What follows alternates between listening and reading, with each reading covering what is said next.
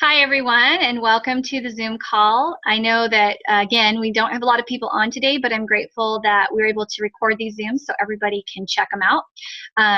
I know that it is a Sunday in the States, so a lot of you might be busy, but I'm hoping that your weekend is going great. Today, I want to talk a little bit to you guys about Stop, Challenge, Choose. It is a big part of what I utilize as a coach for my clients in order to help them work on strengthening themselves so that they can make better health choices. And Stop, Challenge, Choose sometimes taps into the emotional side of our eating habits as well as the physical side.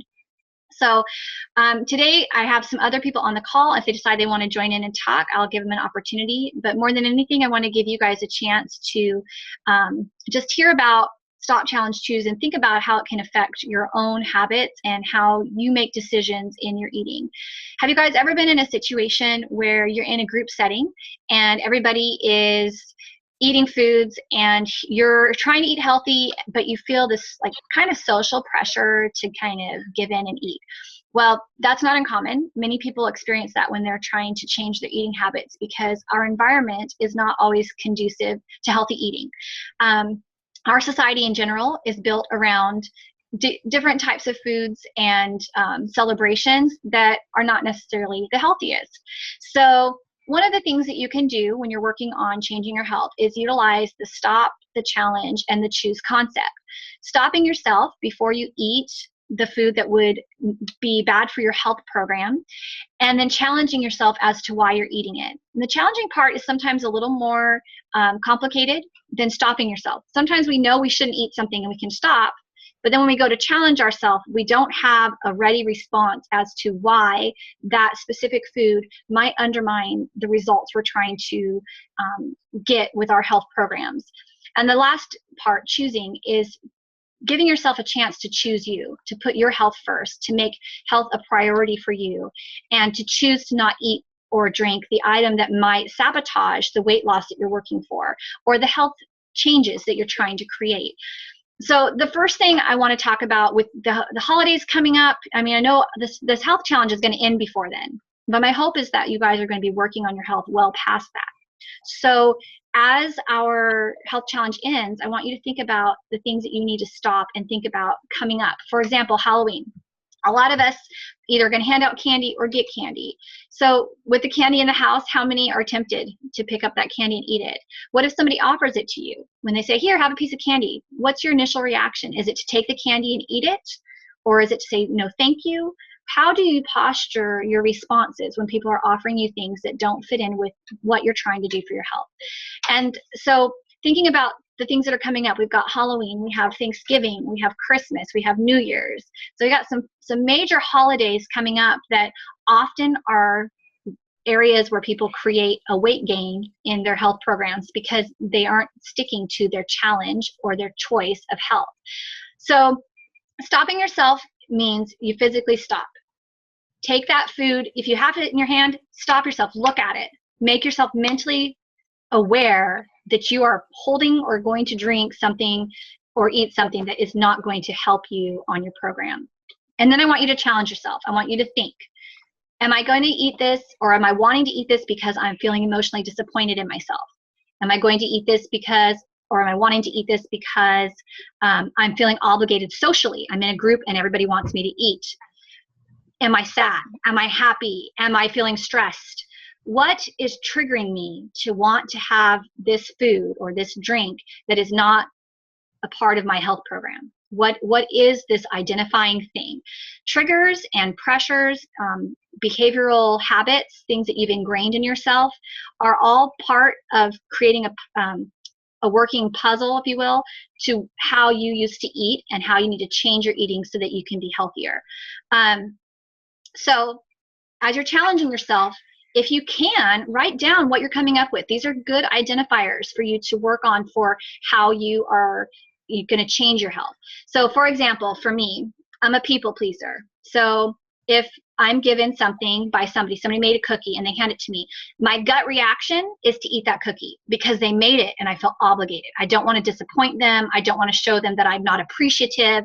So in my head, when somebody hands me something, instantly I have to stop myself like, oh, I know I'm going to want to eat this. Then I challenge myself. Well, why do I want to eat it? I know I want to eat it to show them that I'm grateful. But is that really going to benefit me? No. So I'm challenging in my head this concept of why do I want to eat it? What is it really going to do for me? Is it going to keep me healthy? Yes or no? And then I choose. And usually my choice is to not eat it. I say, oh, thanks so much. And I take the cookie and I put it away. Or I take the chocolate bar and I put it in my purse and I bring it home and I put it in the pantry where I'm not going to eat it. Or there's even been occasions where I've thrown things out because I knew I just was so tempted to eat them. But if I took them and ate them, it would ruin the goals I was setting for myself. So I want you guys to think about how you can challenge and choose your health. And this is going to be personalized for everybody. Everyone has different triggers. Everyone has different things that are going to make you want to eat unhealthy or drink unhealthy. You know, everything's fine in moderation when you're healthy. But if you're not at a healthy weight right now, or you're not living a healthy life, maybe you're at a healthy weight, but your habits aren't healthy, then it's really important that you focus on that right now. All those foods, all those drinks are going to be available later. You can get them again, but choosing your health has to be a priority in order to create the habit of health in your life.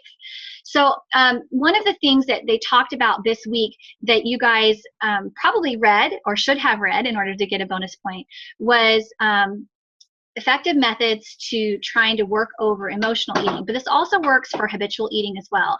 So you have the critical perceptual shift is when you change how you emotionally appraise food. So if you're an emotional eater and you eat food for soothing yourself, either because you're stressed, so you eat food because it makes you think it's going to make you feel better, or you're sad, so you eat food because you think it's going to make you feel better, or you're happy, so you eat food because it makes you feel happier. Whatever that reason is, we need to change that that award that we've put on food, because food, realistically, it's all nutrients. Now, some nutrients are better than others, right? Sugar is not as great for you as protein, but all of its nutrients. So you need some of that. You need some healthy foods, and you need some balance. So change how you reward yourself. If your way of dealing with things is to put food in your mouth, then we want to come up with a way to challenge that thought process and then create a choice that will still give you enjoyment, but that takes the reward off the food. So that is the next step in healthy competing behaviors. So if you are naturally drawn to eating food when you're sad, what else makes you happy that's not food related? Maybe it's taking a walk, calling a friend on the phone, drawing, watching a movie that you like, running, exercising, going out buying shoes. That's a good one for me when I'm sad. I like to go buy shoes. So, you know, but it's healthy, right? Shoes are healthy. They're not going to make me gain weight. So you can utilize healthier behaviors to counteract unhealthy behaviors. So that is the healthy competing behavior. Start making lists of things that make you happy. Maybe putting on your iPod and dancing to music makes you happy. When you're feeling stressed, maybe that's a stress reliever for you. Maybe meditating is. Come up with creative things that are not food-based that will help you find rewards. And the last thing is to have a planned response. And the planned response is really important, especially as we get close to the holiday season. What are you going to say to people when they offer you something? What are you going to do when something is provided that you know you shouldn't be eating to stick on your program? So instead of wanting that, what can you create? What is your planned response? For example, I'm feeling sad. I know I'm going to want to eat chocolate. So instead, I'm going to get in my car, I'm going to drive down to the shoe store, and I'm going to buy a pair of shoes. Okay, maybe I shouldn't say that. That's probably a bad example, but it's one I like to do. Maybe I'm feeling sad. I know I'm going to want to eat food. I'm going to put my iPod on and I'm going to do 5 minutes of dancing. I'm going to do some push-ups. I'm going to go out for a walk with the dog. I'm going to do whatever it is that's going to make me happy, but that doesn't involve sabotaging my goals for health.